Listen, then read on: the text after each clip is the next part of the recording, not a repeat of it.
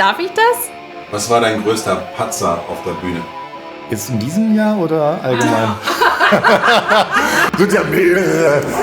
Wenn er jetzt nicht Philipp hieß? Sven? Weiß ich nicht. Kommt drauf an. Details. Chaotisch oder unordentlich? Chaotisch. Frage falsch vorgelegt. Ich konnte drüber lachen hinterher, also so what. Wer bist du und was machst du in der Band? Ich bin Eva und ich bin die Sängerin. The moments of silence, stillness of an empty room. Ich bin Stefan, ich spiele Gitarre. Dirk bin ich, der Keyboarder. Wie heißt die neue Single? Unsere neue Single heißt Kaleidoscope. Das Thema von Kaleidoscope ist, pures Chaos im Kopf zu haben. Es ist das Gefühl, wenn man glaubt, einfach nichts mehr ausblenden zu können, sich nicht mehr fokussieren zu können und alle Reize irgendwie auf einen einströmen und es einen schier überwältigen kann. Sie ist sehr eingängig und sie ist extrem tanzbar. Also möchte ich vor der Bühne die Menschen tanzen sehen, das nächste Mal. Und ich glaube, die kann man auch richtig, richtig gut mitsingen. At the edge of time,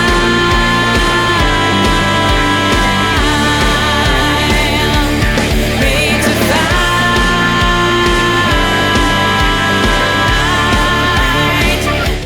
Krasses Video. Mal was ganz anderes, das fand ich ziemlich geil. So ein bisschen 70s gefühlt für mich. Der Sound, die Keys, die ich da irgendwie gemacht habe, das Solo in der Mitte.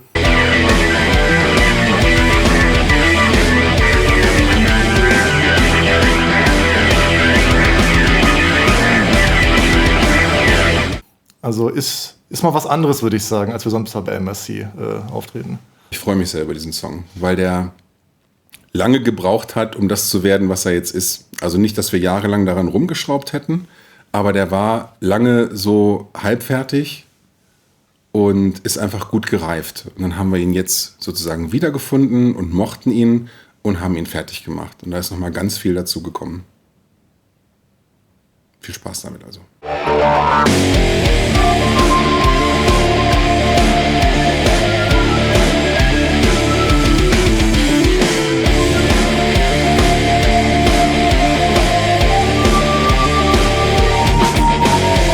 Wie ist denn die Band entstanden? Das kann ich nicht genau sagen, weil ich nicht dabei war, aber es wurde mir zugetragen, dass das 2009 passiert ist.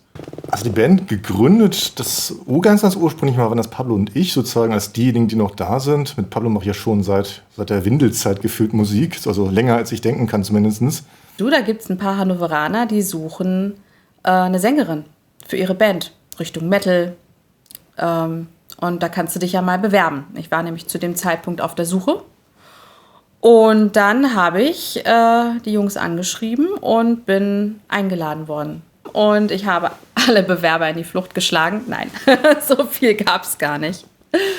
Und so kam ich dann zur Embassy.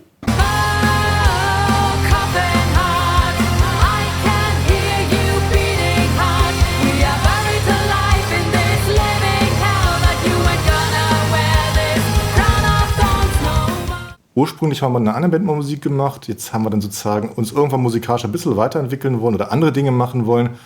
Und da fehlte uns der gesangliche Part. Dann haben wir zuerst die Eva gefunden, die wir in einem ganz fiesen Casting sozusagen zu uns gelockt haben. Und nach diversen Ausprobierereien sind wir dann endlich eine Formation zusammenbekommen, wie wir jetzt sind, nämlich mit dem Stefan, mit dem Enrico. Und ich habe Embassy gefunden über eine Kleinanzeige. Damals schon im Internet. Und ich war damals kurze Zeit bandlos. Und meine Frau hat mir gesagt, ich wäre unausstehlich, ich sollte mir eine Band suchen. Also habe ich mir eine Band gesucht. Und dann habe ich Embassy, ich glaube, beim MySpace noch gehört und fand die Musik von Anfang an geil. Und das Vorspielen hat gut geklappt. Und dann ging das eigentlich ganz schnell. Und jetzt bin ich im November 13 Jahre dabei. Enrico haben wir 2012 dazu bekommen. Das ist auch gut so. Und seitdem läuft's. Wie die Zeit vergeht.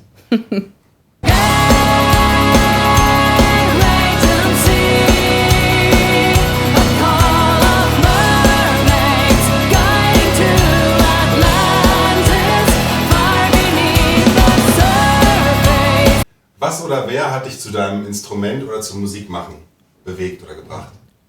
Das war meine Mutter. Bestimmt meine Familie, vor allem mein Vater.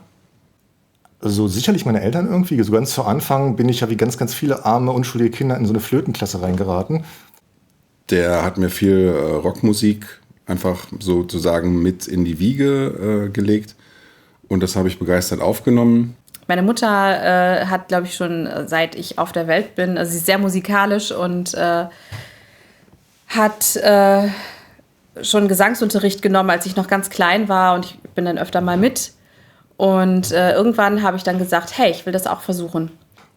Hab dann gemerkt, nee, das ist absolut kein cooles Instrument. Ich weiß zwar, es gibt Leute, die studieren das und die können das auch richtig gut. Das, was wir damals mit 8 verbrochen hatten, war nicht gut. Und bin aber über diesen Weg dann irgendwann erstmal zur Orgel gekommen. Also wirklich so ganz klassisch, auch so ein bisschen kirchenmusikartig. Hab dann den Switch zu Klavier irgendwann gemacht und dann wurde es immer elektronischer und irgendwann bin ich dann ja halt in die Metal abgedriftet, wie das dann so passieren kann. Später war es der große Bruder von meinem besten Kumpel, der mich mit Metal sozusagen bestäubt hat. Das war relativ früh. Wir waren in der Grundschule und dann ging es los mit Halloween und Accept und Manowar und solchen Schoten.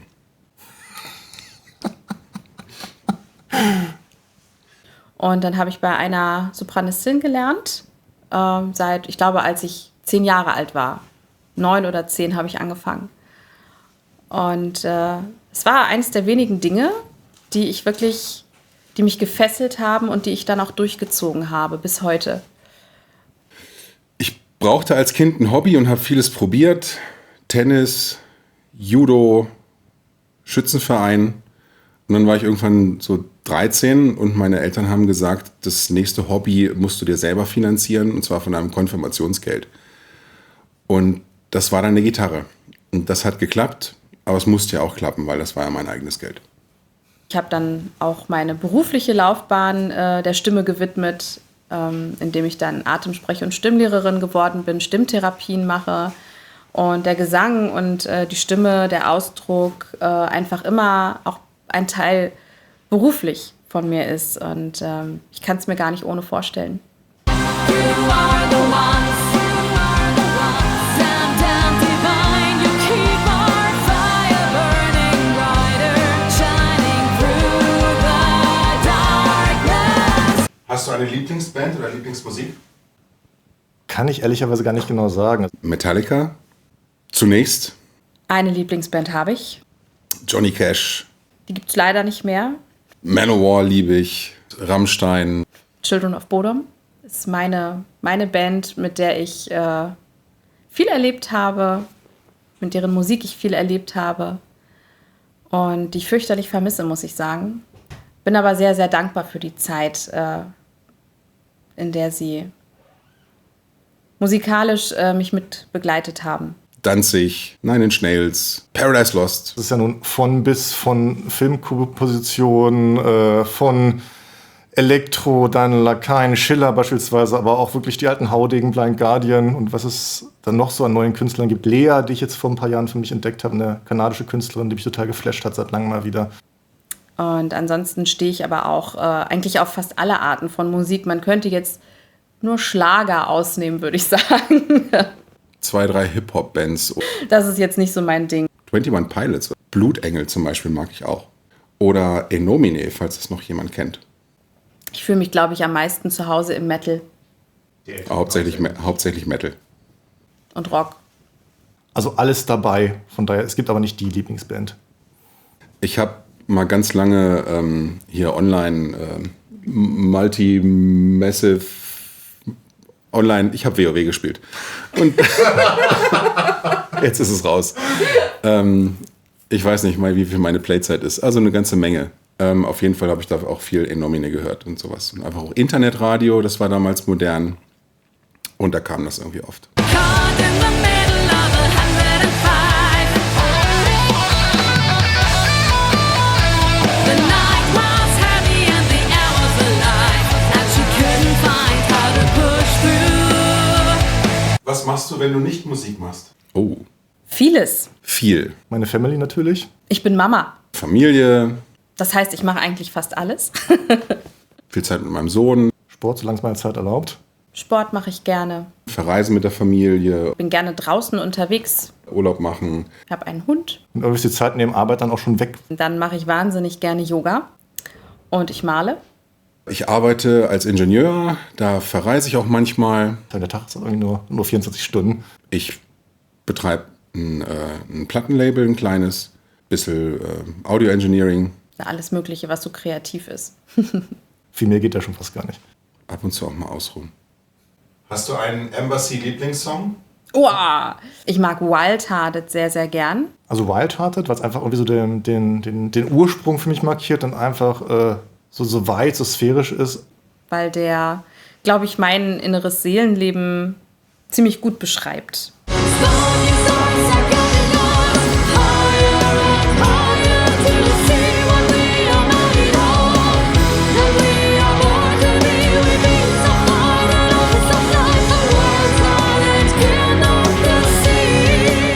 Dance of Pan, weil es viel Spaß macht, den live zu spielen.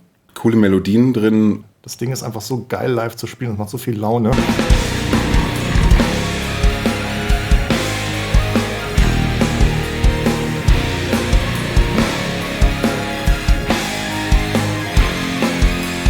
Der ist sehr symphonisch und mächtig, baut sich schön auf. Auch wenn wir, glaube ich, den einen oder anderen manchmal durch die Taktwechsel überfordern, aber ich finde es einfach stark, das Ding live zu performen. Schöne Moshparts und tiefe, fiese Riffs. Hebt mal eure Hände hoch.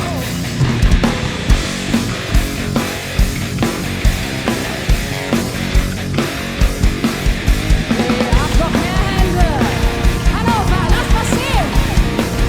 Jetzt. Ich mag aber auch unsere Coversongs tatsächlich sehr gern. Das ist einfach immer ein großer Spaß. Come on, I like it, like it.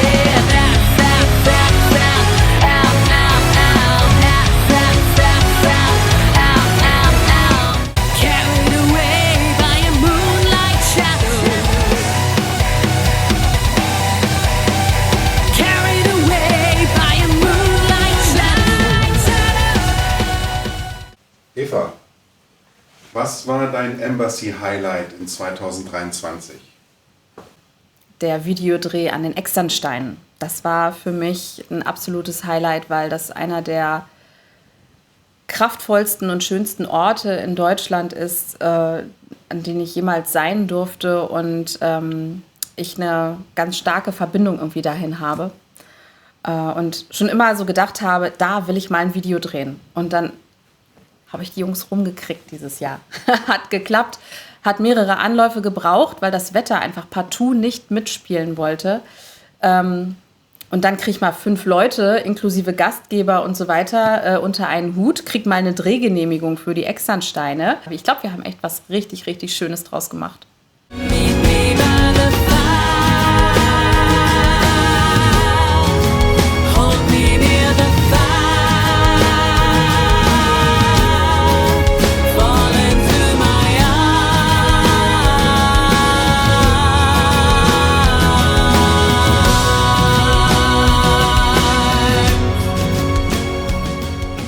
Der Videodreh von Shine. Das war eine ziemlich coole Angelegenheit, weil wir den Geisterbahnhof unter dem Hannover Hauptbahnhof gemietet haben für den Dreh. Und das ist ein riesiger, dunkler, nicht fertig gebaute U-Bahn-Station. Das hat der Atmosphäre von Shine total gut getan.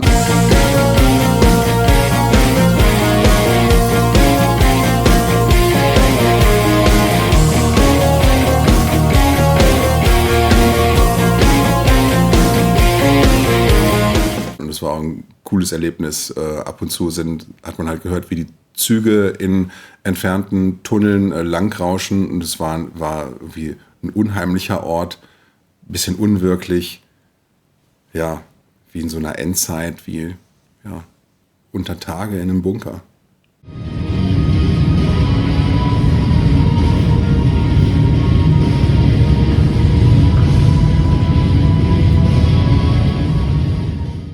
Also da waren natürlich mehrere Highlights. Wir haben ja echt viel gemacht in diesem Jahr. Aber ein Highlight war für mich auf jeden Fall, dass wir endlich mal auf dem Fährmannsfest gespielt haben.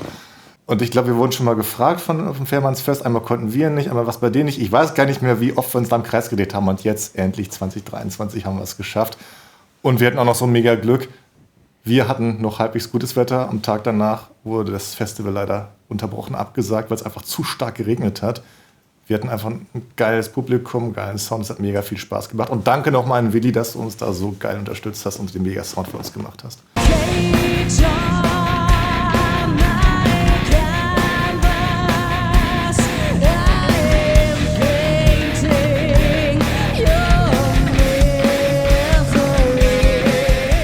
Was war dein größter Patzer auf der Bühne? Jetzt in diesem Jahr oder allgemein? Sind ja mehrere. Nein, also die Anekdote, die ist zwar schon mittlerweile ein bisschen alt, aber ich finde sie einfach immer nur so genial. Wir haben einen Song, den spielen wir mittlerweile gar nicht mehr so häufig. Da gibt es ein schönes Solo in der Mitte. Und danach kommt eigentlich ein bisschen Stille und Keyboard-Gewabere, was eigentlich vom Band kam.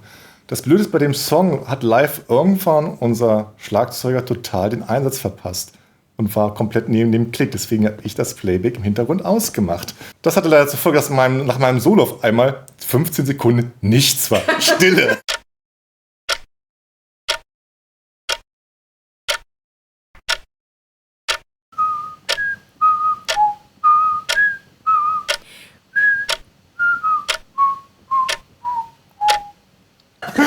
Stille. Und das wäre schon das, was gut gewesen wäre, wo man sich irgendwie hätte retten können. Aber das ist natürlich aufgefallen. Es war ein schöner Schreiberling im Publikum, der dann irgendwie den Tag danach, wie auf irgendeinem Fansign geschrieben hat, der Keyboarder hat's verbockt, aber der Schlagzeuger hat's danach noch gerettet. Ja. Also ich bin nicht nachtragend, aber Enrico, die Story halte ich dir immer wieder vor. Das war in Oberhausen. Wir haben Moonlight Shadow gespielt. Und eine meiner besten Freundinnen war im Publikum. Für uns beide hat dieser Song eine recht große Bedeutung. Und ich dachte so, yeah, ich hause jetzt damit aus den Latschen und singe das jetzt. Und ich habe mich ich glaube, zweite Strophe schon gar nicht mehr auf dem Schirm gehabt. Ich kam irgendwie gar nicht mehr so richtig in den Song rein und habe die geilsten Stellen irgendwie verpatzt. And she couldn't find how to push through. Whispering deep.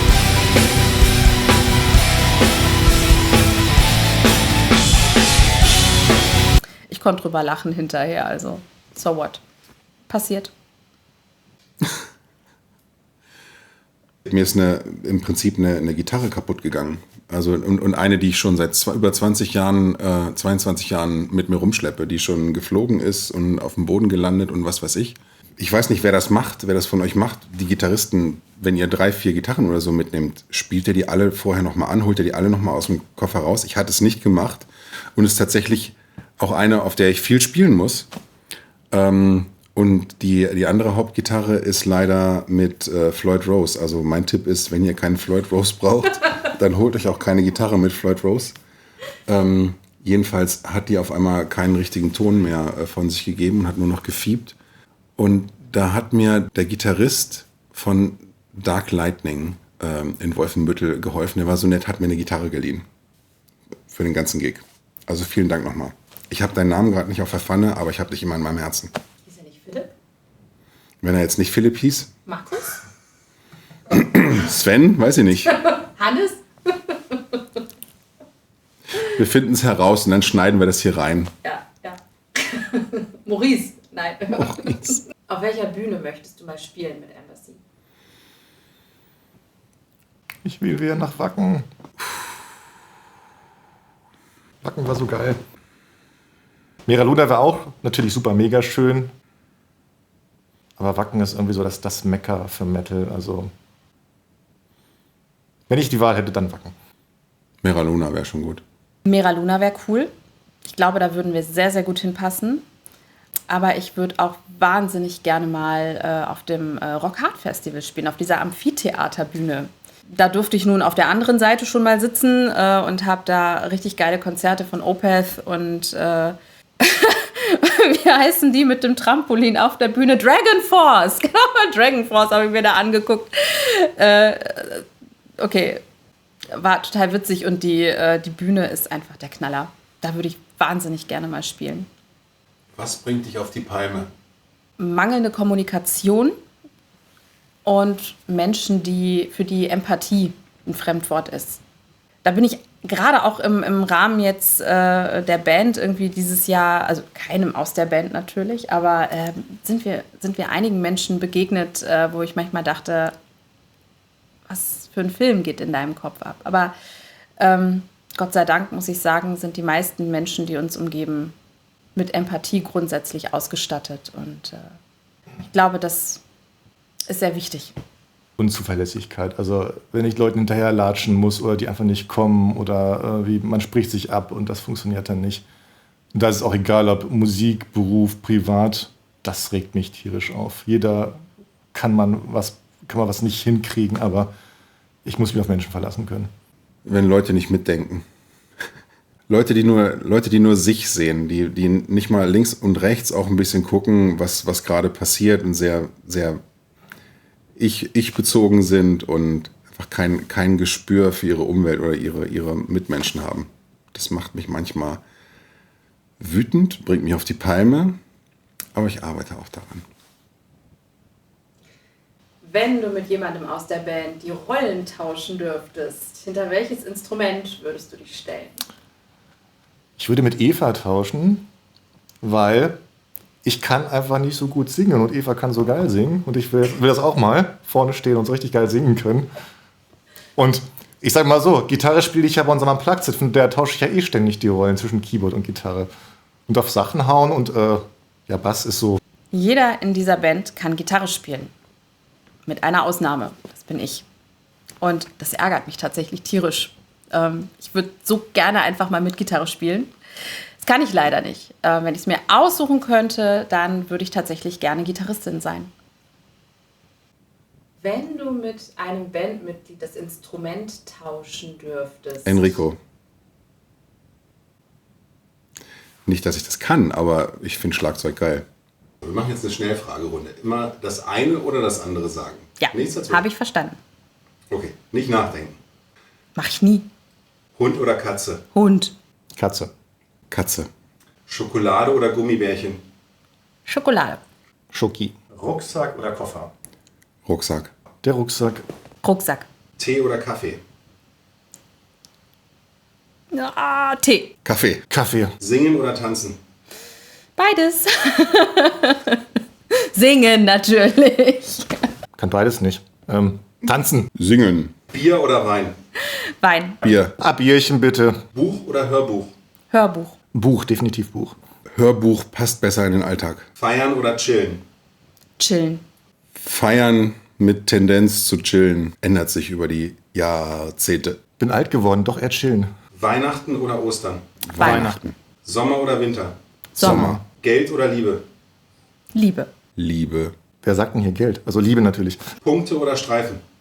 Streifen. Also keine Punkte in Flensburg, daher Streifen.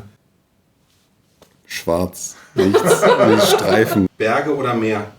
Meer. Meer. Hab Höhenangst. Berge ist nichts. Meer. Sport oder Faulenzen? Sport. Sport. Ort. Sanft oder leidenschaftlich? Kommt drauf an. Details. Leidenschaftlich. Leidenschaftlich. Nein, sanft. Darf ich das? Früh- oder Spätaufsteher? Frühaufsteher. Gezwungenermaßen früh. Spät, aber manchmal geht's nicht. Träumer oder Realist? Träumer. Träumer. Realist. Chaotisch oder unordentlich? Chaotisch. Die Frage falsch vorgelegt. Chaotisch oder ordentlich? Chaotisch. Ordentlich. Ich befürchte ordentlich. Samstag oder Sonntag? Samstag. Samstag, wann hat man den Sonntag noch vor sich? Sonntag. Samstag. Ich hab's mir verkniffen, den Witz. Noch nie gehört. Reisen oder zu Hause? Reisen. Reisen doch, ja. Reisen. Harry Potter oder Herr der Ringe? Oh, ich hasse diese Frage. Star Wars. Herr der Ringe. Herr der Ringe. Harry Potter. Land oder Stadt? Land. Stadt. Land. Bin mittlerweile ein Landei. Land. Schwitzen oder frieren? Schwitzen. Ich gehe gerne in die Sauna, also schwitzen. schwitzen. Vielen Dank. Gerne. Danke, wir melden uns. Alles klar, bis dann. Tschüss.